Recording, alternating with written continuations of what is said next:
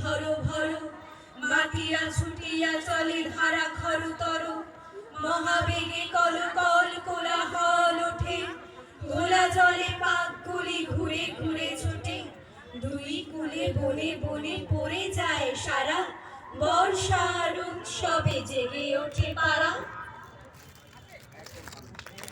ছোট নদীর পর এবার নদীর স্বপ্ন, আমাদের পরবর্তী নিবেদন নদীর স্বপ্ন।